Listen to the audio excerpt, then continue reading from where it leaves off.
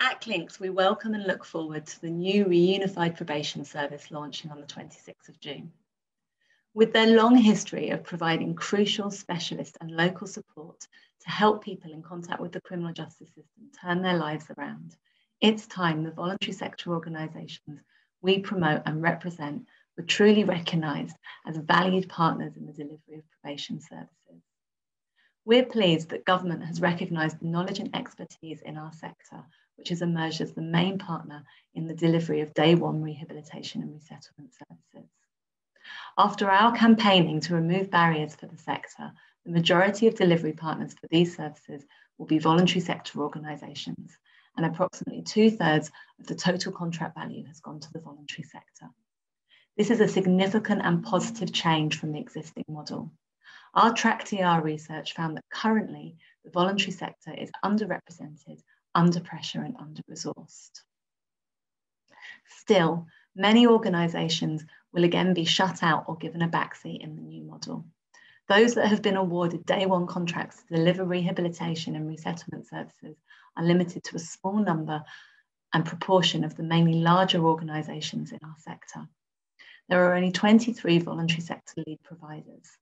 This is a majority out of a total of 26, but it is across a total number of contracts of 110.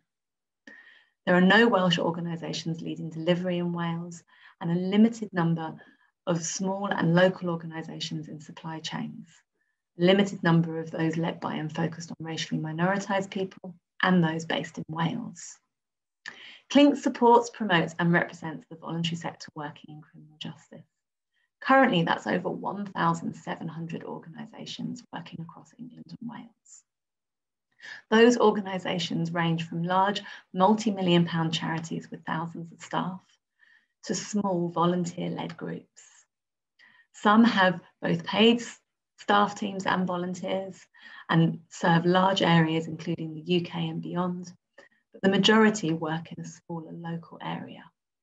What they all have in common, though, is that they play a unique and valuable role, meeting the needs of and highlighting the needs of some of the most excluded communities and those suffering multiple disadvantage, people that mainstream services often find it challenging to engage with. Their work is conducted inside and out of prisons, with some doing both, ensuring continuity of support through the gate. Some specialise in meeting the needs of particular groups of people, women, older people, or racially minoritised people. Others specialise in a particular issue, for instance, substance misuse, debt advice, or housing. And others still specialise in a particular form of intervention, using arts or creativity or restorative justice, for instance.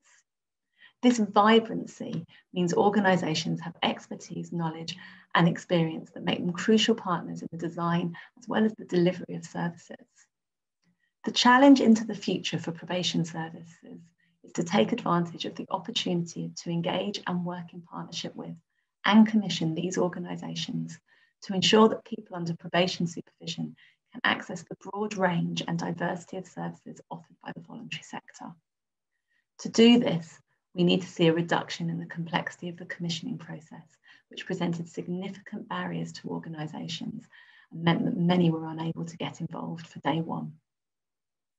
Grants need to be the default funding mechanism, and probation needs to work in partnership to co-design and co-commission services so that they're able to draw upon the breadth of expertise from small, local and specialist voluntary organisations for the benefit of people in prison under probation supervision and the communities they live in or will return to.